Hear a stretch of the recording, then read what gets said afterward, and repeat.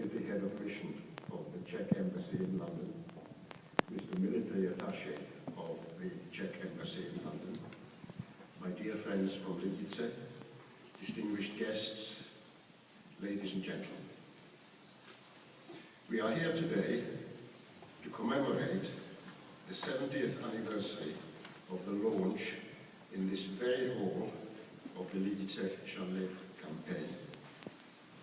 My name is Charles Strasser, and as a 15-year-old Czech refugee, I was in the audience at that time, and I wonder if there are still any others here today who were also here on that occasion.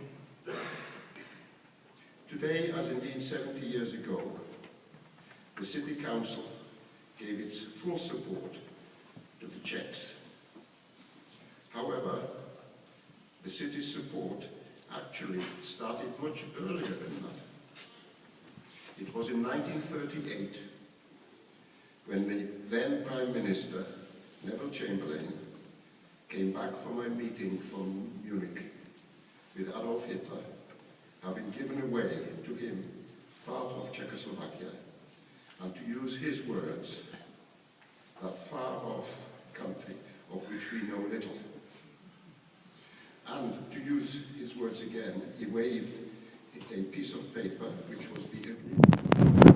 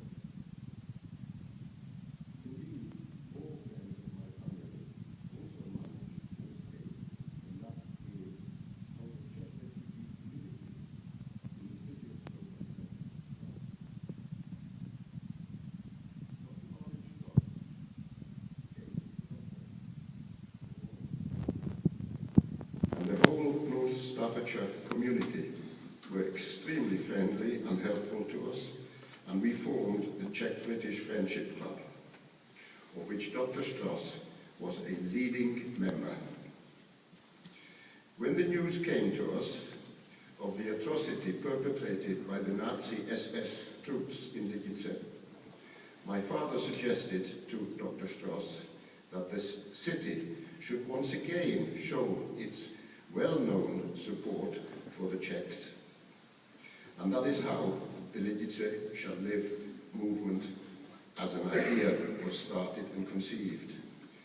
Dr. Strauss immediately enlisted the cooperation of the local miners, as Lidice was a mining town. 2. Within days, the announcement came that many local and later national organizations and individuals joined the campaign, which, with the support of the city, was formally launched in this hall 70 years ago. Others will have told you of the wonderful donations made collectively and by individuals, and of course the local Czech refugee community made their contribution too.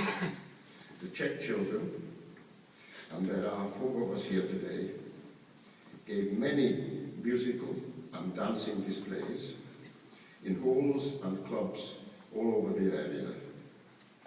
We had a great accordion player amongst us and a gifted violinist, and our program of Czech songs and dances in national costumes helped to swell the funds.